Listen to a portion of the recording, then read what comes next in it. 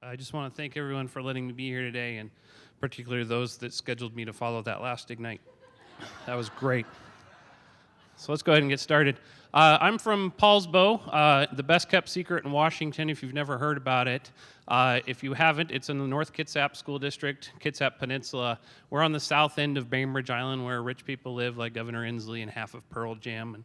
But we're better because we have a Home Depot. So we're kind of like in between, and for me it's perfect. It's the perfect place to live.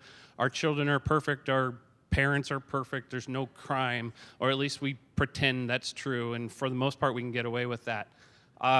We've come from this wonderful work ethic of hardworking Navy and loggers and fishermen with the occasional yuppies thrown in, and it kind of keeps our demographics interesting.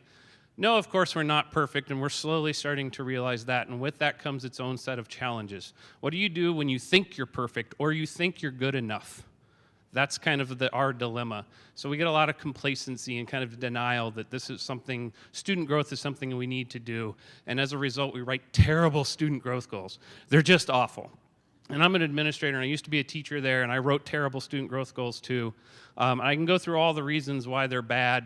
You know, they're forgotten halfway through the year, and you know, they're not SMART goals. They tend to be, you know, kind of, well, you'll see.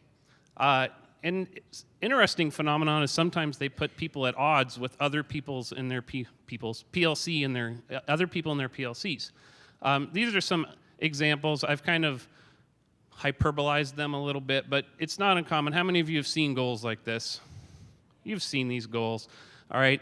And we have to work as administrators and as teachers. We know these goals, they serve a purpose and you can make them work. We like goals like this. We like ones that are more specific. We like goals that we can measure, ones that are tied to student growth. They're SMART goals. And so one of the things we've had to do at North Kitsap, because there is a bit of a culture change, we're coming from an area where we had a new principal this year, and I'm relatively new, is as we've worked with student growth goals to really sell the idea of why they're good. We know they're good, but we don't really understand why they're so darn difficult to write, commit to, attend trainings on. And when I was talking to somebody earlier that has 28 different TPEPs they have to do. So as we started our new journey in our school, we started to look for help. And of course, we went to our Marzano frameworks. We're Marzano. Criteria 8 seemed to have all the answers. If you're familiar with Marzano, that's the PLC framework. And it talked about all the things we wanted them to do. Work together around student growth. But then we started to look at ourselves. Are we the ones to lead this change? You know, let's be honest. Teachers don't really see principals as the next John F. Kennedy, or Darth Vader even. The guy got things done. Okay? They see us like this. And are these the guys that are going to be leading this change and writing better student growth goals? Who are we? Aren't we good enough? And what did you do? You're just an assistant principal. So what we had to do is really frame the change from good enough to let's take things off your plate and let's make the work about students, and this actually is going to make your life easier, not harder. Administrators, I'll say the same things to you when you're talking about TPEP. Make it easier, not harder, and frame it as growth. And we started last August, actually the August before last, in our PD days, just really trying to work with people and make it fun and make that relationship a trusting relationship to get away from that adversarial one. We played the newlywed game and the dating game and things like that. And only after we did that did we actually start goal setting. And we started looking at that criteria, but then we also looked at these specific goals and we shared them, we posted them, we sent them in emails. Look at how great these goals are, just like a teacher would do in a classroom.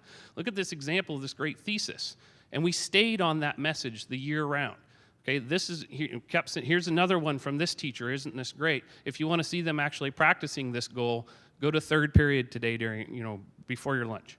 All right, and we stayed on that focus, and we're 2 years in, and we're starting to see results. We're starting to see better student growth goals, but it really goes back to using your PLCs, using your TPEP language, and then you can start to differentiate, just like the classroom, the teachers that are getting it, the teachers that aren't, the students that are growing, the students that aren't, and you get to start having those fun, sexy conversations about, you know, interventions and differentiation and, you know, all these Tier 1 and Tier 2 PBIS systems that you can use to make people better.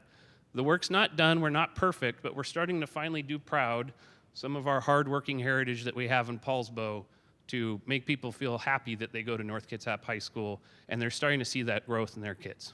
So, thank you.